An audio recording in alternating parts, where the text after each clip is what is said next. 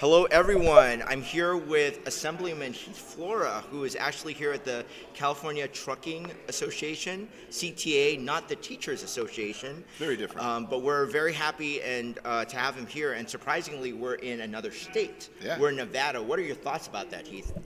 No, it's just super good to be out and about again. I mean, it's been a long few years for everybody, so it's exciting to be in Las Vegas again.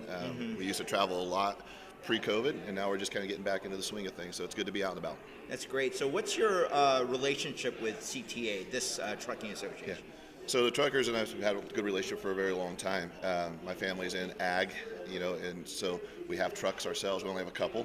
I had a Class A license myself, so when I got elected, it was just a natural fit to become very close with them, and there's a lot of issues, and obviously AB5 kind of ripped the Band-Aid off of a lot of trucking issues, and we were very involved in that fight as Vice Chair of Labor, and so it just kind of has grown from there, but it's been a very good relationship. So even before AB5, there had been a lot of issues brewing, such as emission standards and kind of a shortage that has now gotten to a tipping point where we're not getting the supplies that we need transported around the country. What are your thoughts on some of the contributors of this supply chain crisis? That's a good question. I think there's obviously a labor issue is a big part of it. Coming out of the pandemic, when we're paying so many people to stay home on unemployment, a lot of times they make as much money as if they're actually getting off the couch and going to work. So I think a large part of it is a labor issue. And then on the trucking side, there just simply isn't enough truckers that are willing to do business in the state of California based on the regulations and the regulatory burden that we put on them to run a business in the state. So they're moving out of state to become, quite frankly, more successful. Absolutely. And so what do you think are the solutions for this? Oh, anything we can do to deregulate the industry. I'm not saying we necessarily take a step backwards. What I am saying is we stop. We just let the system work itself out right now. Over the last few years, we have dumped dozens of legislation onto the industry, dozens of new laws onto the industry, and we continue to do that every year, and the industry never has had a time to catch its breath, to figure things out. As soon as they figure one thing out, we dump in 10 more on top of them. So for me, I think we're not going to be able to roll things backwards necessarily. I mean, the Trump administration deregulated things for a little while, and then obviously California, we had a reaction to that and doubled down on some of the things. So for me, it's just a stay of execution. Let's just stop. Let things sort itself out, and then we can kind of build from there. Because right now, I don't think we actually know what's hurting us the most. I think we all have our thoughts, and I might have a different perspective than an owner-operator. An owner-operator might have a different perspective than a guy that's a corporate, a corporation. So you're one of, 20% of the body that is not the majority party? Yeah. How are you going to accomplish this, Heath? It's all about relationships. I mean, as a Republican, I have a very unique perspective in the sense of, it's a math problem. It takes 41 votes to get anything done. Well, there's only 19 Republicans, so I need to make 22 friends. I don't make 22 friends by being an asshole to them, right? I make 22 friends by being collegial, to working with them on issues, to educate and spending time with them.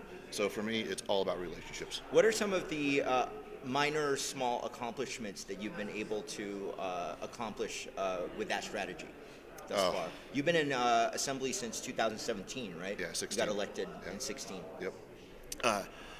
There's been a lot, quite honestly. I would say one of the biggest ones, it has nothing to do with the trucking industry, but it was a particular bill that the labor folks were super mad at the non-labor construction folks, and they had done some things in San Diego. The chair of labor at the time, who was our superintendent of public education, Tony Thurman, was obviously a labor guy, and I was kind of more on, representing the other side of that. We brought both sides together. We met in the rules room at the Capitol, the chair and the vice chair of labor, both sides. We laid it out for them, what we wanted to see them fix. Both of their councils left. 2 weeks later, we brought them together again. They had a solution, and the bill went through with no opposition. Wow. We fixed the problem. And that's just one example. If people are willing to engage and find solutions, because both sides had to compromise a little bit. I mean, it's the way that it is.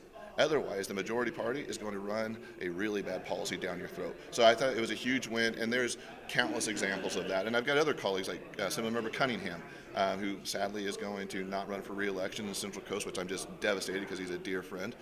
He's the same way too, and we very much have a collegial perspective on getting things done. Mm-hmm. But there are greater forces, like we had talked about, Heath. A lot of times, even if they're not okay with a bill, they will go along with their leadership. How do you combat that? Yeah, it's well, that's a whole nother animal. Speaker Rennan and I have a good relationship, and once again, it's about that relationship. I can shoot the speaker a text, like, hey, this is important to me for X, Y, and these reasons, Yeah. and he can engage. But the speaker has really what we call strong chairs. He really stays out of legislation. It's really up to the chairman or the chairwoman of that committee and their staff. Okay. And so it's kind of, yeah, the speaker doesn't typically engage in those fights unless it's like a single payer healthcare, then he obviously engaged.